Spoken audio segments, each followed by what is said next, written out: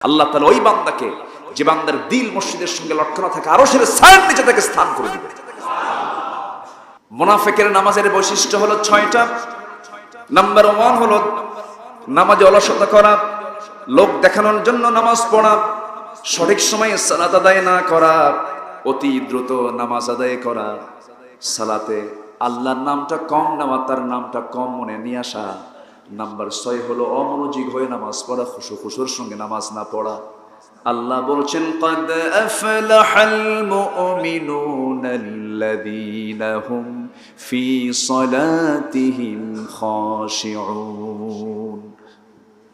ওই সমস্ত মুমিনের জন্য সফলতা 7টা গুণ তুলে ধরা হয়েছে। এর মধ্যে 1 নম্বর গুণ হলো যার নামাজটা খুশুর সঙ্গে হয়, মনোযোগের সঙ্গে হয়।